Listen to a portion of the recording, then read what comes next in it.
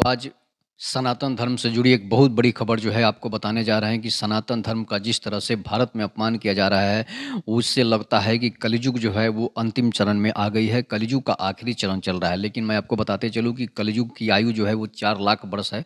लेकिन अभी जो है वो साढ़े 6,000 के करीब वर्ष बीता हुआ है। इसके बावजूद भी कलियुग का ये लक्षण जो है अभी से ही चालू हो गया है।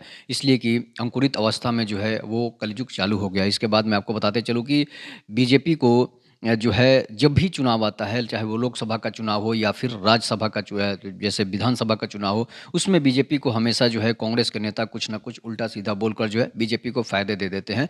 मैं आपको बताते चलूँ कि 50 से 60 सीटों का जो है नुकसान इंडिया गठबंधन को होगा। इस बयान के बाद जो है सनातन पर धर्म पर बयान देने के बाद 90% जो भारतीय जनता है, जो हिंदू है, जो सनातन धर्म को मानता है, जो पूजा पाठ पद्धति को मानता है, उसके लिए जो है ये जो है एक नया चीज़ साबित हो गया है कि सनातन धर्म के खिलाफ बोलने वालों के लिए जो है वो ज़बरदस्त वोटिंग करेंगे। इसलिए कि बीजेपी से जो लोग भी नाराज़ थे, उन्होंने बीजेपी से अब नाराज़गी दूर कर ली है और इससे जो है 40 से 50 सीटों का जो है बीजेपी को फ़ायदा हो जाएगा। मैं आपको बताते चलूँ कि हो सकता है कि एमके स्टालिन के बेटे जो है उदयनिधि स्टालिन के बयान से जो है हो सकता है कि उनके राज्य में फ़ायदा हो जाए, तमिलनाडु में उनको फ़ायदा हो जाए, उनको जो है दलितों का वोट मिल जाए, मुसलमानों और ईसाइयों का वोट मिल जाए। लेकिन जो है ये केंद्र की राजनीतिक अलग होती है। उसके बयान के बाद जो है प्रियंक खरगे का बयान आता है, मल्लिकार्जुन खरगे जो कांग्रेस का अध्यक्ष है, उसके बेटे का बयान आता है कि उनके जैसे उदय स्टालिन के बयान के बाद कि हिंदू सनातन धर्म जो है डेंगू मलेरिया है,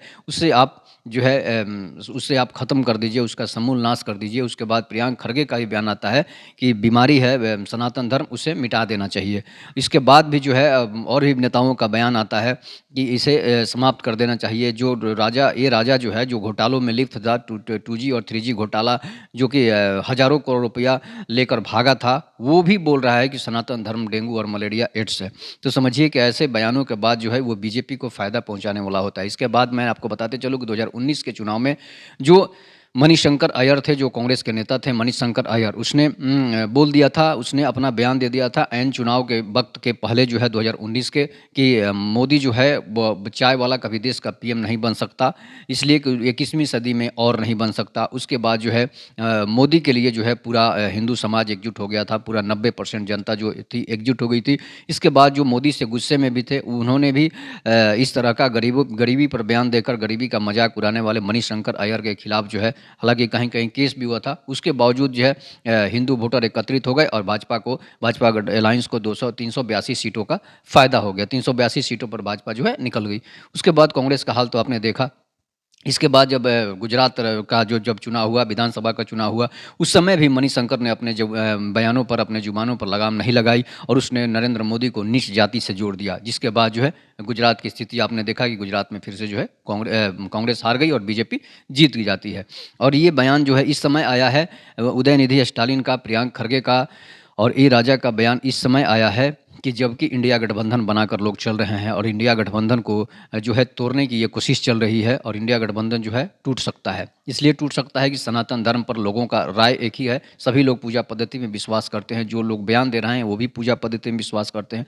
लेकिन जो है इस तरह का बयान इंडिया गठबंधन को तोड़ सकता है और बीजेपी को फिर से 2024 के चुनाव में एक भारी बहुमत मिल सकता है। इसलिए मिल सकता है कि बीजेपी जो है अपने उस बयान को भुनाने में लगी हुई है, जो इसने जब उदय स्टालिन और प्रियंक खरगे ए राजा का बयान जो आया है, इसके बावजूद जो है इंडिया गठबंधन में फूट पड़ गई है। उद्धव ठाकरे का अलग बयान आता है कि सनातन का अपमान नहीं होना चाहिए। ममता बनर्जी का बयान आता है कि ऐसे बयानों से बचना चाहिए, किसी भी धर्म के पर गलत टिप्पणी नहीं करनी चाहिए, सभी धर्म के लोगों का भारत में आदर होता है। उसके बाद राजद के मृत्युंजय तिवारी का भी बयान आता है कि किसी भी धर्म का अपमान नहीं करना चाहिए। लालू प्रसाद यादव का भी बयान आता है कि किसी भी धर्म का अपमान नहीं करना चाहिए, चाहे वो कोई भी धर्म हो। इसके बाद जदयू के नेताओं का भी बयान आता है, हालांकि समर्थन तो कर रहे हैं, लेकिन जो है बिहार में भी है बीजेपी इस बात को, उस न्यूज़ को भुनाने के फिराक में है जो बयान उदय स्टालिन ने दे दिया था। और जदयू से राजद से बार बार पूछी जा रही है कि क्या आप सनातन धर्म के खिलाफ हैं, तो जदयू ना तो कोई जवाब दे पा रहा है और न राजद जवाब दे पा रहा है। उसी तरह जो है कांग्रेस के नेता भी जवाब नहीं दे पा रहे हैं। उसमें जो है बहुत सारे नेताओं के ऐसे बयान आ रहे हैं कि जो कि ये गठबंधन को इंडिया गठबंधन में एकजुटता नहीं है। केजरीवाल के मंत्री ने भी ऐसा कह दिया है कि इस तरह के बयान नहीं आने चाहिए। इसलिए जो है बीजेपी को 40 से 50 सीटों का जो है अब वो फ़ायदा हो जाएगा। जो लोग बीजेपी से महँगाई के खिलाफ थे, अब वो सनातन धर्म के नाम पर एकत्रित हो जाएँगे और बीजेपी को फिर से चुनाव में फ़ायदा हो जाए। अगर मान लीजिए कि अगर अभी चुनाव हो जाए, 2023 में ही चुनाव की घोषणा कर दी जाए, तो बीजेपी को 40 से 50 से अधिक सीटों का जो है वो लाभ मिल सकता है और बीजेपी फिर से एक बार जो है सत्ता में फुल बहुमत के साथ आ सकती है। तो ये बयान जो है 80% जनता के खिलाफ आप नहीं दे सकते हैं। जिनका वोट चाहिए उनके खिलाफ आप बयान नहीं दे सकते हैं। इसलिए जो है 80% जनता जो है वो सनातन धर्म को मानती है। 90% जनता सनातन धर्म को मानती है। कुछ दलित समाज है जो सनातन को नहीं मानता है। बाकी ईसाई और सिख जो है ये मुस्लिम समाज नहीं मानता है, लेकिन सिख, जैन और बौद्ध समाज जो है वो सनातन को ही मानता है और सनातन को ही लेकर पूजा पद्धति करता है। उसके बावजूद भी आप अगर बयान ऐसे दे रहे हैं तो समझिए कि आपकी घटियापूर्ण और निष्ठापूर्ण मूर्खता है जो इस तरह का बयान आता है। इस तरह के बयान पर लगाम लगनी चाहिए। फिर भी अगर कांग्रेस इस बयान को समर्थन करती है तो समझिए कि कांग्रेस डूबती नैया है, कांग्रेस जीरो हो जाएगी, खत्म हो जाएगी और मोदी हमेशा मोदी की जय जयकार होती रह जाएगी। तो ऐसे ऐसे बयानों से बचना चाहिए, ऐसे बयान नहीं आने चाहिए ताकि जो है विपक्ष को फायदा हो जाए और पक्ष को जो है नुकसान हो जाए। तब तक नमस्कार, जय हिंद, जय भारत, जय श्री राम।